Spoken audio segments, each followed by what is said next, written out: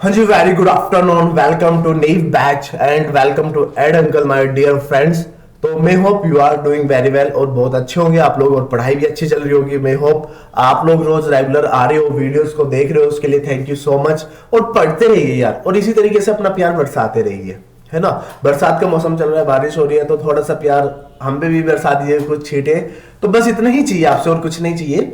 आप लोग पढ़िए, क्वेश्चंस लाए हो आज का। अगर आपको सामने दिख रहा होगा poster, that is a PERT and CPM questions, कि देखिए जो पढ़ाया है अब तक का उस टाइप में क्वेश्चंस पूछे जा रहे हैं और उस क्वेश्चंस को आपको करना है। ये नहीं करना है कि आपको उससे भाग जाना है, नहीं नहीं, ऐसा कुछ नहीं है भाई। आपको पढ़ना है और पढ़ते रहना है, तो धीरे धीरे आगे बढ़ते जाएंगे। और जिस तरीके से आगे बढ़ेंगे, मैं आशा करता हूं कि यार जल्दी से सिलेबस कंप्लीट होगा और आप देखना ये वीडियो धमाल मचा देगी मार्केट में, आपकी लाइफ में भी, क्योंकि पूरा प्रोडक्ट मिल रहा है यहाँ पे। तो आपका कंप्लीटली नीव बैच आ रहा है, तो कमेंट्स करते रहना, मैं आपके साथ हूं कंप्लीटली। तो इस नीव बैच में कुछ क्वेश्चंस को करते हैं, और इस बैच में जो हमारे साथ जुड़ते हैं लोग, उनको सारी चीजें मिलती है, मल्टीपल फैकल्टीज मिलते हैं आपके एक पर्सन पे, मतलब आपके डाउट्स क्लियर किए जाएंगे। आप कॉल कर लीजिए, कमेंट कर दीजिए, जैसा आपको अच्छा लगे वैसा करिए, बस पढ़िए। चलो बेटा, तो आज के दिन की शुरुआत करते हैं हम एक बेहतरीन क्वेश्चन से, that is a PERT question, है ना। तो ध्यान रखना, जो क्वेश्चन बता रहा हूं वो कितना इंपॉर्टेंट होने वाला है। अब क्वेश्चन में गलतियां बहुत होती है। सेम क्वेश्चन आज इन लिख देता हूं, UPPSC polytechnic lecturer and AE exam, जो अभी रिसेंटली हुआ है, और मल्टीपल एग्जाम्स, ठीक है। और यही कॉन्सेप्ट आपका ईजीआई में भी बनता है, ठीक है।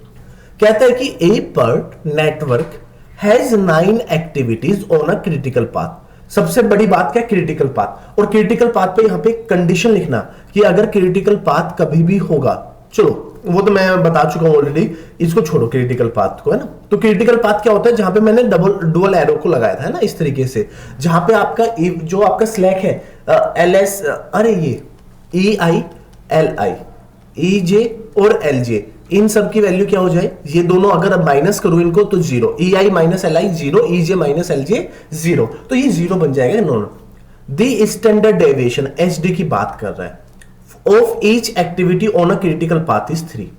तो देखो ये क्या कहता है, अगर मैं 1 से 2 चलूं इस तरीके से, 2 से 3, तो इन सब पे क्रिटिकल पाथ की जो ये है ईच एक्टिविटी कितनी कितनी है बेटा, 3 है। और नंबर कहां तक चल रहे हैं, तो ऑन जा रहे हैं आपके 9 तक। तो अगर आप बात करोगे तो इसकी वैल्यू भी कितनी हो गई जी, 3 हो गई। तो इस तरीके से जा रहा है। तो स्टैंडर्ड डेविएशन सिग्मा की वैल्यू क्या बोली थी बेटा मैंने, कि अगर आपको कभी भी ऐसा मिले तो यार एक फॉर्मूला होता है TP minus T note divide by 6, यही तो लिखते हो ना, अंडर स्क्वायर का ये रूट लगा के, है ना। फिर प्लस में फिर से लिखोगे इस तरीके से same, TP minus T note divide by 6 का होल स्क्वायर। तो ये सभी क्या बन गए, ये बन गया जी सिग्मा 1 का स्क्वायर प्लस में सिग्मा 2 का स्क्वायर। तो ये क्या बन गया बेटा, सिग्मा 1 का स्क्वायर प्लस में सिग्मा 2 का स्क्वायर प्लस में सिग्मा 3 का स्क्वायर प्लस में सिग्मा 4 का स्क्वायर, सो ऑन चलते चलते कहां तक जाएगा, सिग्मा 9 के स्क्वायर तक जाएगा। ये तो हम लोगों ने पढ़ा है अभी तक। बस एग्जैक्टली अगर मैं इसको अंडर रूट में यहीं पे लिख दूं इस तरीके से, तो बन जाएगा 3 का स्क्वायर प्लस में 3 का स्क्वायर प्लस में 3 का स्क्वायर, ये पूरा लिख लीजिए, 3 का स्क्वायर 3 का स्क्वायर प्लस में 3 का स्क्वायर 3 का स्क्वायर, देखिए 9 हो गए क्या, 1 2 3 4 5 6 7 8 एंड 9। अब आप इनको ओपन करो तो सब 9 9 9 9 नम 81, तो 81 आ गया, अंडर रूट ऑफ 81 आ गया, तो बन गया जी 9। तो अब बच्चे करके आ गए 3, बट आंसर था 9, ये 9 आंसर आ गया। तो कितना इजी कॉन्सेप्ट है ना, हलवा कॉन्सेप्ट है सर, इजी है, आपने कमाल कर दिया। मैंने नहीं किया, आपने कमाल किया, आपकी बात कर रहा हूं। तो इस तरीके से कॉन्सेप्ट को एक एक 2 बार सोचना था और सोच के काम करना था। और यही होता है, अगर आप लोग पढ़ते हो ना तो बेटा यही होता है कि आप जितना ज्यादा पढ़ोगे उतना ज्यादा आपके लिए किफायती रहती है चीजें। तो मैं होप आपको ये सारी कंडीशन समझ में आ गई होगी, जो चीजें मैं आपको बता रहा हूं, सुबह से पढ़ा रहा हूं यार, पढ़िए ना। चलिए नेक्स्ट कॉन्सेप्ट, लवली कॉन्सेप्ट दिखाई दे रहा है क्वेश्चन, बिल्कुल देखिए, activities A and B, activities A and B C D from the critical path for a project with a PERT, दिखाई दे रहा है network diagram, the means and the variance, mean and variance, ये सब कुछ दिया हुआ है, देखो ये मीन्स है, ये वेरिएंस है, अच्छे से दिखाई दे रहा होगा सबको, है ना। और वेरिएंस क्या होता है, सिग्मा स्क्वायर, मीन क्या होता है, म्यू से डिनोट कर लो। All activity follow the normal distribution, ठीक है। The probability that the project will complete within 40 days, तो टी एस की वैल्यू यहां पे दे दी within 40 days, standard time दे दिया, 40 दिन में होना जरूरी है। Note probability is the number of 0 and 1 के बीच में। अब इसका मतलब क्या है सर, एक बार इस मीन को ऐड करिए, जो ये मीन है इसको ऐड करो। तो सर ये मीन को अगर मैं ऐड करता हूं 6 11 17 और 15 8, यार सर ऐड तो करना पड़ेगा ना, 6 11 8 15 मीन है ना, तो ए का मीन 6 दिन, बी का सी का 8 15 23 और 17 40 दिन आ गया, मीन 40 दिन आ गया। तो सर क्या पढ़ा था हमने, मैं बताता हूं। हमने पढ़ा था बेटा z इक्वल टू, देखना बड़ा इजी, z इक्वल टू बोलो T S minus T E और डिवाइड बाई सिग्मा, यही तो पढ़ा था ना हम लोगों ने। अरे हाँ या ना बोल दो बस, हाँ सर पढ़ा था। और z की value sir standard 40, expect mean का मतलब एक ए एक्टिविटी 6 दिन में काम करता है, बी 11 में करता है, सी 15 में, ये सारी चीजें बोला। तो यार एक तरीके से अगर मैं इसका पाथ बनाऊं, एक्टिविटी ए यहां पे लिख देता हूं, बी यहां पे लिख देता हूं, सी यहां पे लिखा और डी यहां पे लिखा, तो यार इनका ए 6 11 8 और 15 बन के आ गया, तो 40 आ गया ना टोटल बन के। तो ये भी -40, अगर मैं 40 40 करूं डिवाइड बाई सिग्मा निकाल लो, तो ये तो 0 आ गया ना, z0, और z0 आते ही क्या बन जाता है 50%। बस यही तो, अरे सर समझ में नहीं आया। अरे देखो ना, जब आपको मैंने पढ़ाया था बेटा ये कि अगर कहीं पे भी वैल्यू z इक्वल टू 0 आ जाए और आप यहां पे हो पॉजिटिव इंफिनिटी पे और इधर हो नेगेटिव इंफिनिटी पे, हो कि नहीं हो।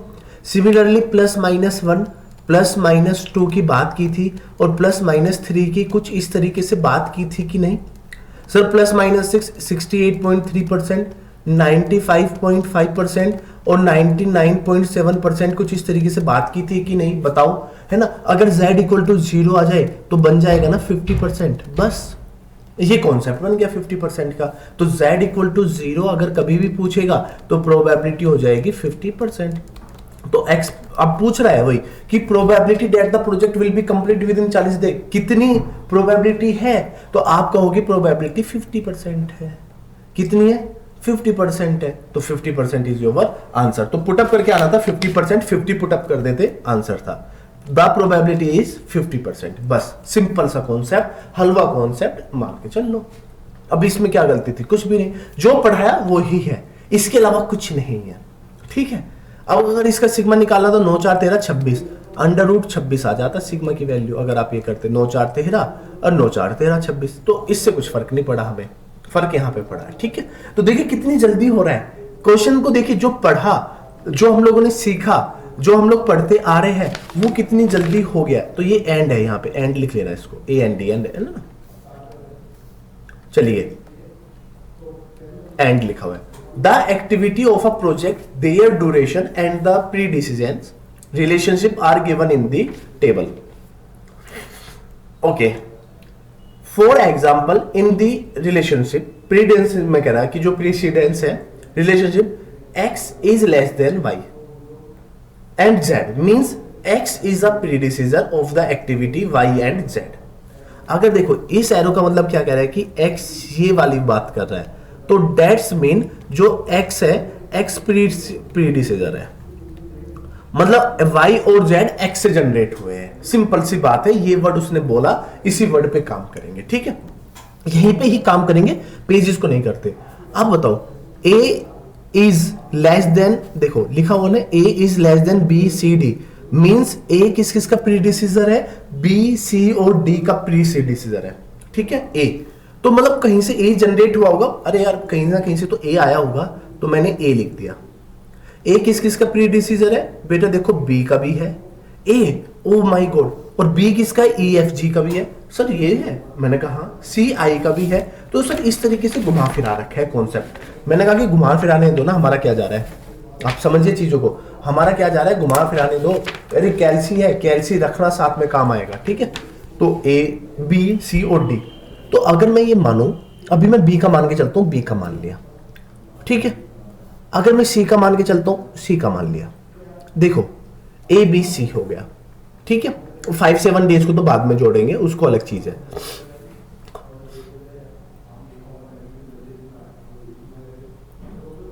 बताइए इतनी बात समझ में आई कि नहीं आई है? अरे यार इतनी बात तो बच्चे बच्चे को समझ में आ जानी चाहिए कि आपको ये बात समझ में आई कि नहीं आई। नहीं आ रही है, चलो। अरे सोचो कि अभी देखो, आप क्या ऐसे बना सकते हो क्या?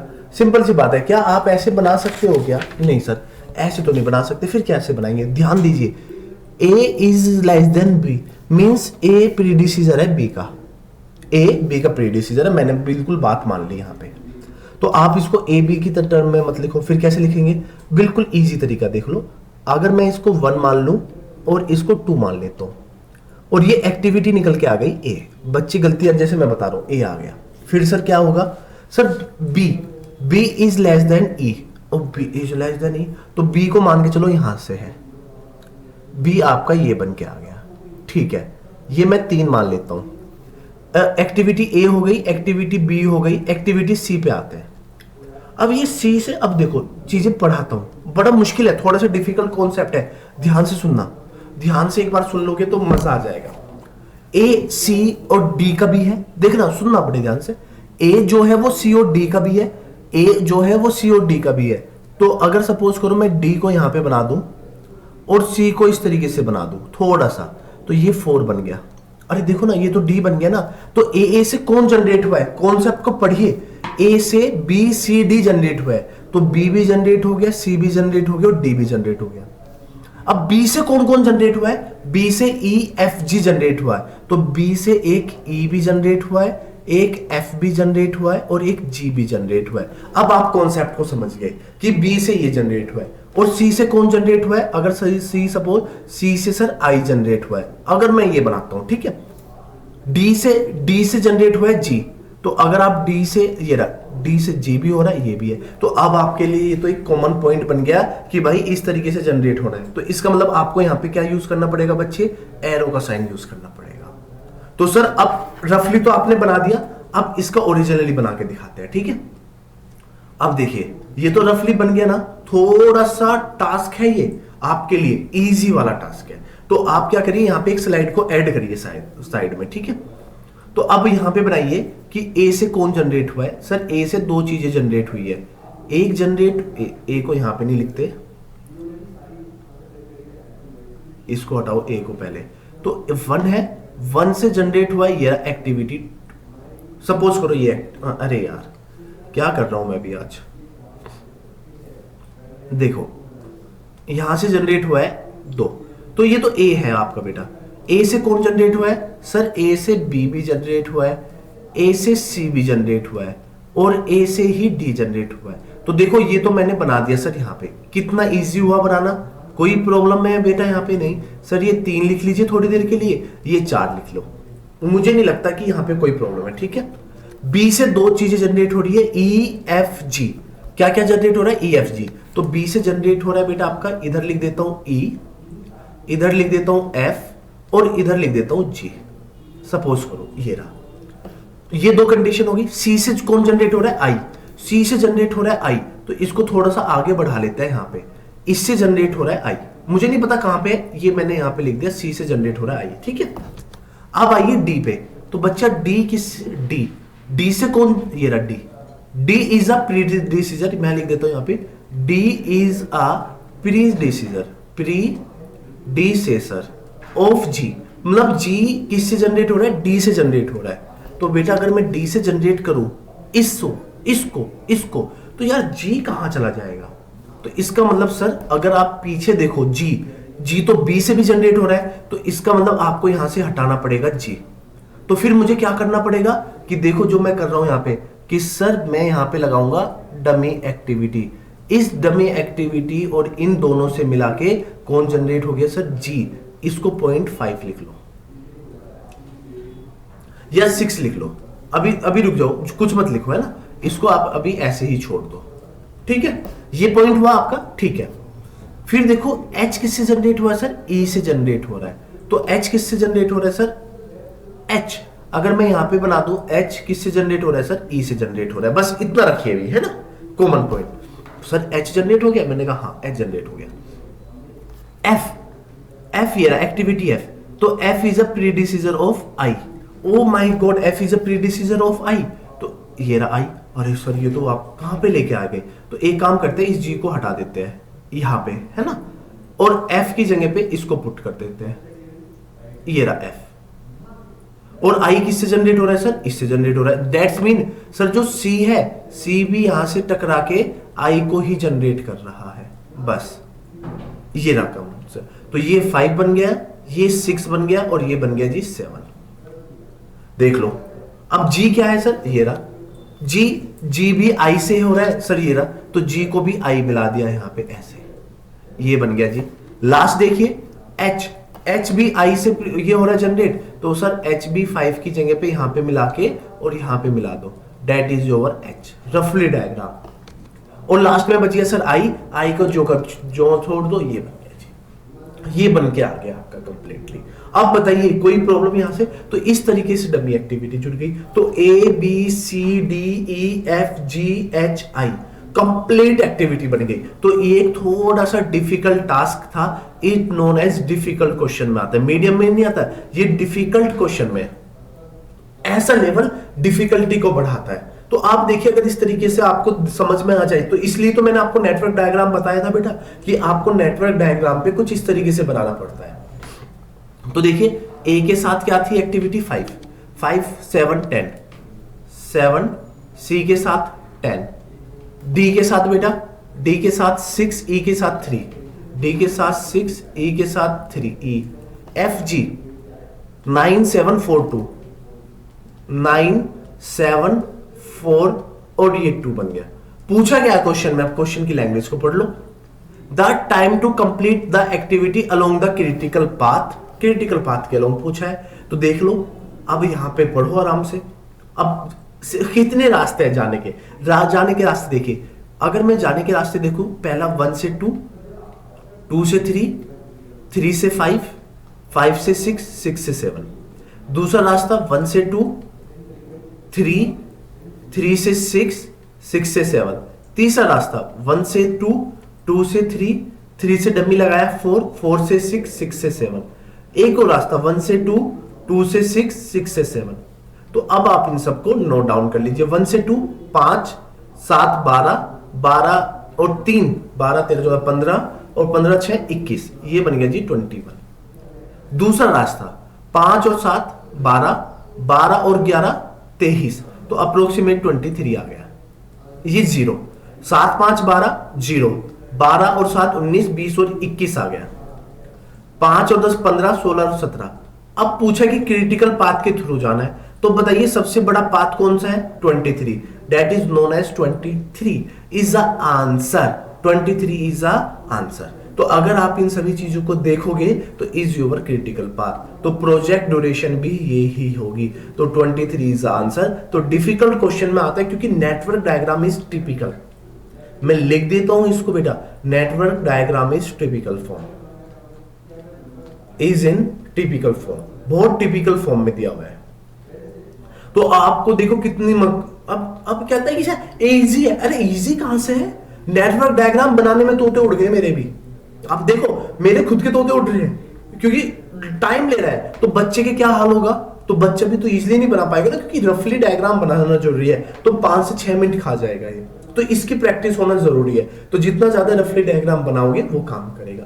प्रॉब्लम क्या थी, डमी एक्टिविटी, अब डमी एक्टिविटी भी बनाओ। तो ये सारी चीजें होती है बेटा, आपको ध्यान में रखनी है, ठीक है। तो 23 इज आंसर। तो अगर आपसे कभी भी कोई भी पूछे व्हाट इज द आंसर, तो आप तुरंत बोल देना जी 23 इज आंसर, ऑप्शन में था ये, है ना।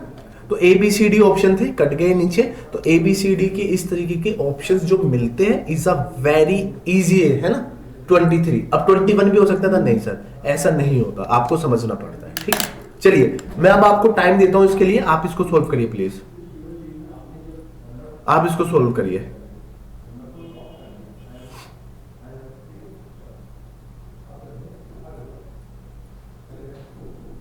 करिए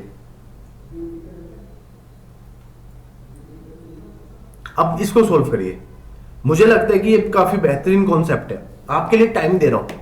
अब ये टाइम किस लिए दे रहा हूं कि सर इसको सोल्व करोगे ना थोड़ा सा, कहता है a project consist 6 activities the immediate predecessor of each activity and the estimate duration is also provided in the table below. If all activity other than S take the estimate amount of time, the maximum duration of activity S without delaying the completion of the project is. ये concept पूछा, अब आप इसको solve करिए. ये concept आपसे पूछा है बच्चे, अब आप इसको सोल्व करके मुझे बताइए क्या आंसर होगा. चलो बनाए, चलो सोल्व करते हैं. एक्टिविटी पी का कोई है सर? एक्टिविटी पी का कोई नहीं है, क्यू का कोई नहीं है, तो इसका मतलब ये एक ही से ही जनरेट होंगे. तो एक्टिविटी यहां से ले लो पी, ये बन जाएगा एक्टिविटी पी, और इधर ले लो तीसरा पॉइंट, ये एक्टिविटी बन जाएगा क्यू. तो देखो ये तो आएंगे तो एक ही जनरेट पॉइंट से ना, ठीक है. बात को समझिए कि कहां से आ रहे हैं, पी और क्यू. फिर कहता है कि जो क्यू आर है वो क्यू से जनरेट हो रहा है. सर वाओ, आर किससे जनरेट हो रहा है? इससे जनरेट हो रहा है. एक एक्टिविटी ये बना दो, कंप्लीट, ठीक है. आर इससे जनरेट हो, एस पी और आर से जनरेट हो रहा है. एस पी और आर से जनरेट हो रहा है. ओ माय गॉड, एस किस किस से जनरेट हो रहा है? पी और आर. तो मैं क्या करता हूं, पी और आर लो बना देता हूं, डमी जोड़ दिया है, तो ये बना दिया 4. तो यहां से क्या जनरेट हो गया? एस जनरेट हो गया. देखो बना दिया ना भाई, मैं तो वही चीजें बना रहा हूं जो मुझे दिखाई दे रही है. फिर पी, टी किससे जनरेट हो रहा है? पी से जनरेट हो रहा है. तो मैं सपोज करो टी को यहां पे बना देता हूं, ठीक है. तो आप देखो ये कुछ ऐसा बन के आएगा, ये यहां पे जनरेट हो गया.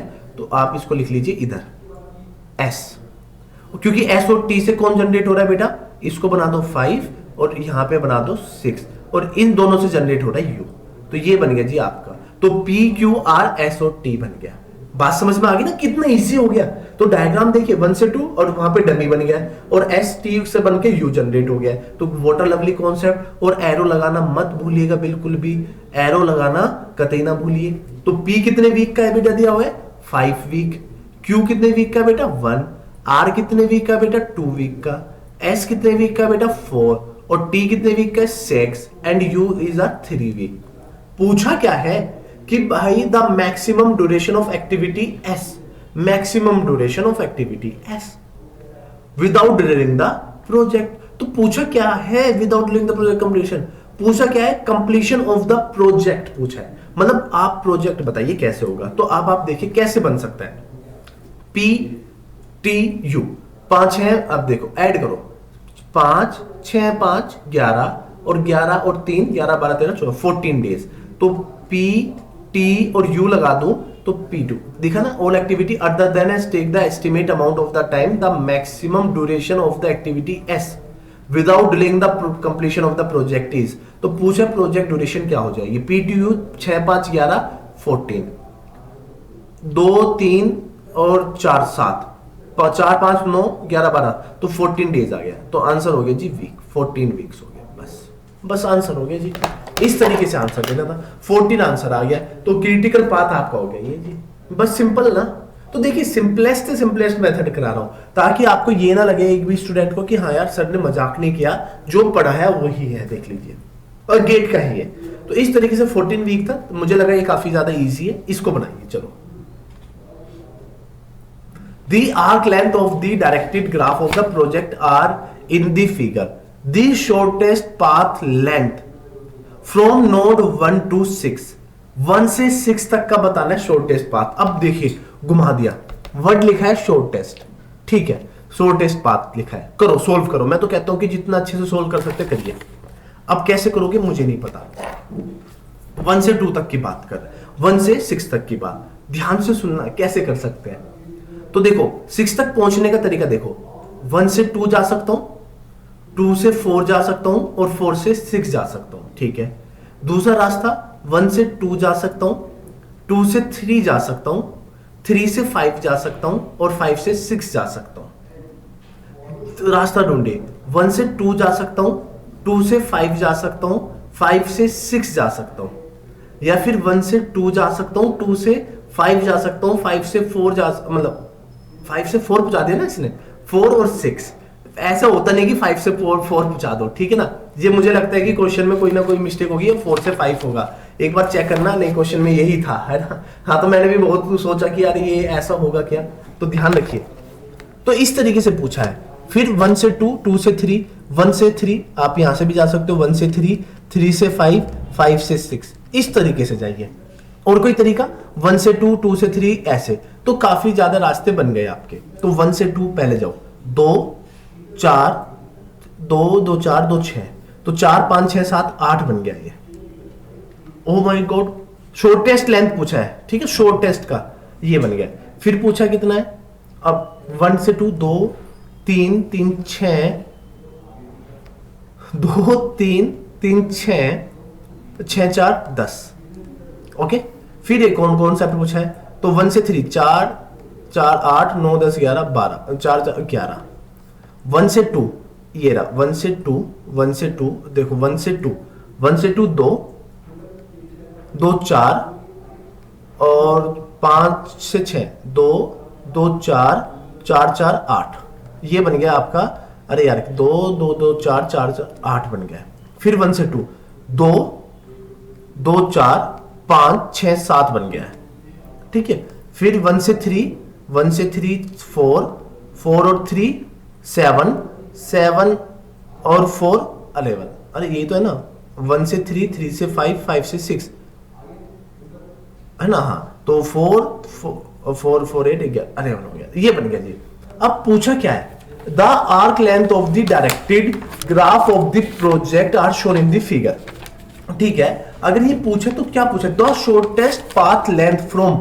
अब इसने क्रिटिकल पाथ नहीं पूछा, इस चीज से बच के रहना, इस चीज से आप लोग बच के रहना कि इसने पूछा सबसे शॉर्टेस्ट पाथ लेंथ, पाथ की लेंथ पूछ रहा है, प्रोजेक्ट ड्यूरेशन नहीं पूछ रहा है। वर्ड पे ध्यान देना, पाथ लेंथ पूछ रहा है, ना कि प्रोजेक्ट ड्यूरेशन पूछ रहा है। शॉर्टेस्ट पाथ लेंथ, पाथ सबसे छोटा कौन सा होगा, तो मुझे तो एक ही लेंथ दिखाई दे रहा है, that is 7 is your answer. ये आपकी लेंथ बन जाएगी, ये लेंथ बड़ी उपयोगी है इन द फ्यूचर। तो अब बताइए क्या इतना कॉन्सेप्ट क्लियर हुआ कि नहीं हुआ बच्चे। तो अगर आपको ये कॉन्सेप्ट क्लियरिटी के साथ हो रहे हैं ना, तो मुझे लग रहा है कि इससे बेहतर तरीका कुछ नहीं हो सकता है। तो कर रहा हूं ना एक एक डायरेक्शन के साथ। तो मैंने सारे लेंथ लिख दिए जो 1 से 2 6 तक जा रहे हैं, जो 1 से 6 तक आपकी लाइन में जा रहे हैं। मुझे इससे अच्छा कुछ नहीं लगता। तो मैं होप आपको इतनी बात समझ में आई होगी, और दे ताली, ठीक है। तो आपको यहाँ पे अपने आपको शाबाशी देने की, हाँ भाई मैंने जो कर रहा हूँ वो मेरे लिए सबसे बेहतरीन कॉन्सेप्ट है, जो मेरे सर बता रहे हैं या मेरा भाई बता रहा है। यार सिंपल सी बात है, अगर भाई भी बता रहा है तो मुझे इससे अच्छा कुछ चीज नहीं लगती बेटा।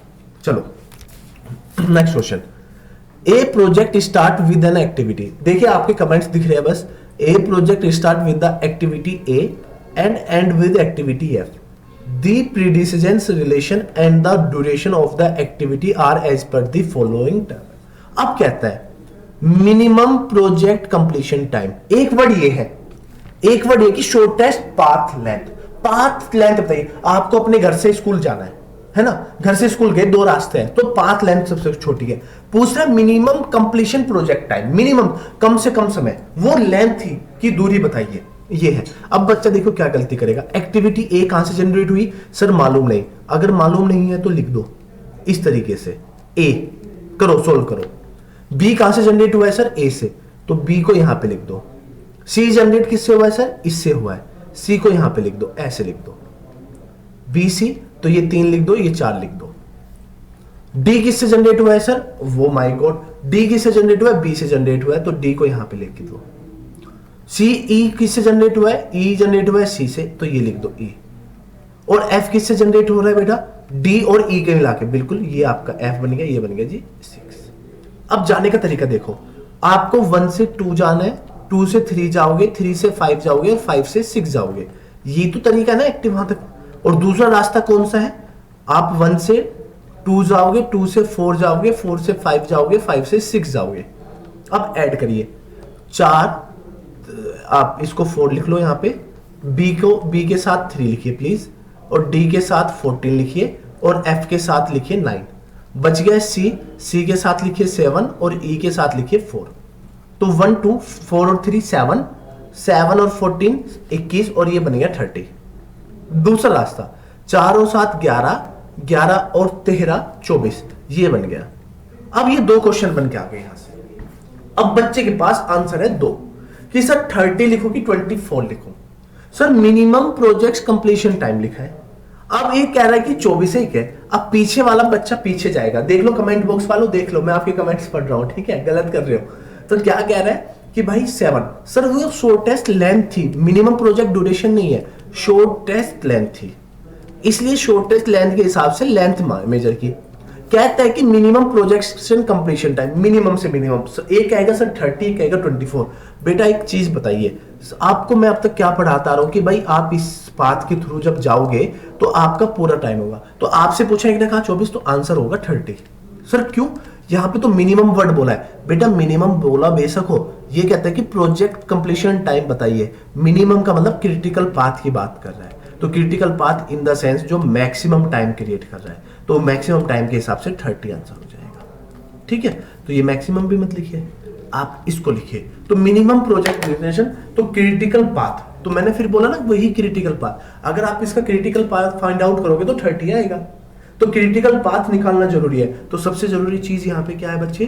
Critical path. तो सबसे इंपॉर्टेंट जो चीज निकल के आई है that is known as critical path. तो मुझे लगता है, मे होप, ये क्रिटिकल पाथ रहना चाहिए, है ना। तो आपको नॉन क्रिटिकल में नहीं करना है, क्रिटिकल पाथ। तो क्रिटिकल पाथ के हिसाब से आंसर हो जाएगा 30। निकाल लीजिए क्रिटिकल पाथ, मैं तो कहता हूं कि निकाल लो।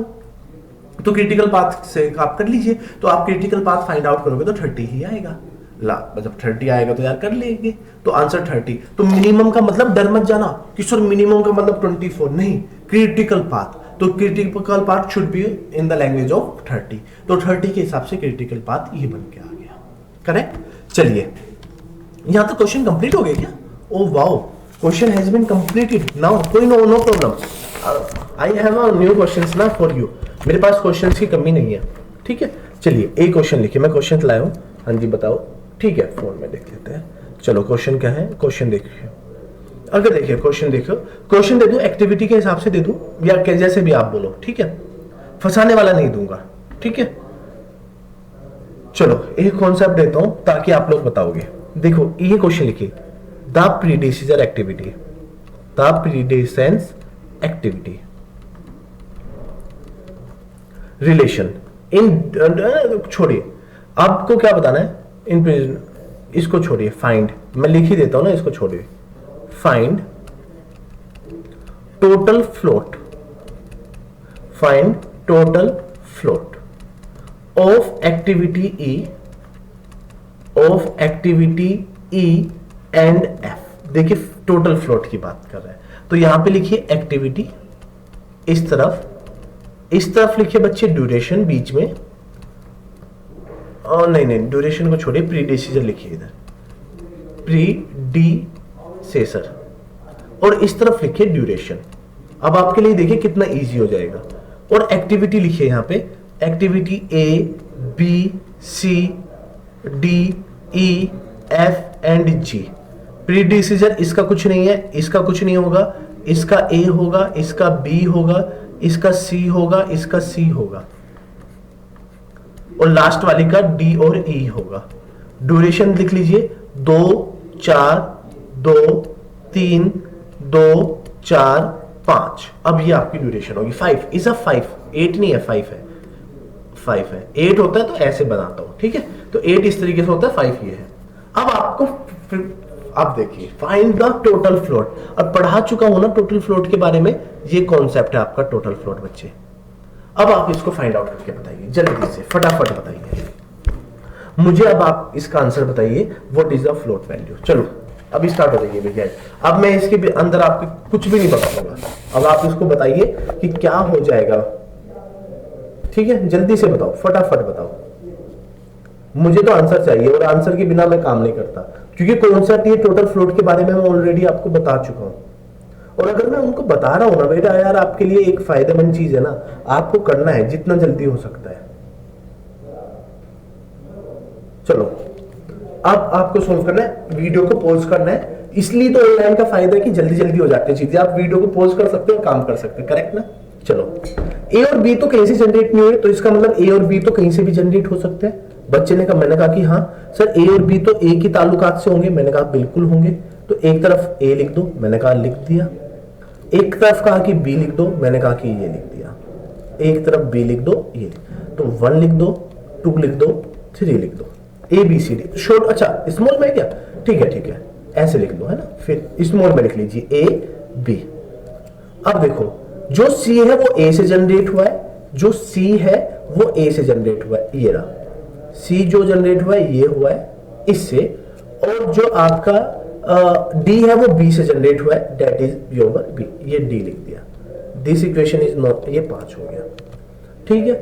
सी से आपका ई जनरेट हुआ है, सी से ई जनरेट हुआ है, सी से एफ हुआ है, बट जी देखिए डी और ई से हुआ है, डी और ई से ले लो पहले, डी और ई से आपका, तो ई किससे जनरेट हो रहा है, ई से, तो आप इससे मिला लो ऐसे, इससे क्या जनरेट हो रहा है बच्चे, इससे देखो डी और ई के कॉम्बिनेशन से जनरेट हो रहा है जी, आप इस तरीके से लिख लो। सी से क्या जनरेट हो रहा है बेटा, सी से जनरेट हो रहा है आपका ई और एफ, और ये आपका एफ, तो अब आपको कुछ नहीं, लास्ट में कुछ नहीं मिला, तो मैंने बताया था कि आप इस तरीके से लास्ट में मिला दीजिए, ये बन गया एफ और ये बन गया जी 6, ठीक है। और ये बीच में activity A B C D E हो गई, बस। अब आप इनके बीच का ए बी का टाइम लिखिए 2 4 2 3, 2 4 2, और ये डी कितना है 3 है, ई एफ जी, ई 2 4 5, तो ई 2 एफ 4 और जी 5 में हो, इतनी चीजें तो बच्चे को मालूम हो गई होगी, ठीक है। अब देखिए 1 से 6 तक पहुंचने के 3 रास्ते हैं, कौन कौन से रास्ते हैं बेटा, पहले ये बताइए। सर 1 से 2 जा सकते हैं, 2 से 4 और 4 से 6। दूसरा तरीका 1 से 2, 2 से 4, 4 से 5, 5 से 6। तीसरा तरीका 1 से 3, 3 से 5 और 5 से 6।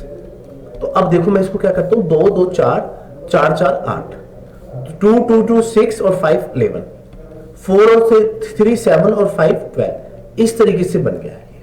तो क्रिटिकल पाथ तो मुझे पता लग गया। अब देखो कटने का तरीका, देखो यहां से तो मैं 0 से चलूंगा, 0 में 2 को ऐड करूंगा तो 2 हो जाएगा, और 2 में इसको ऐड करूंगा तो 4 हो जाएगा, 4 में इसको ऐड करूंगा तो 8 हो जाएगा, करेक्ट ना, ऐसे तो चलते हैं।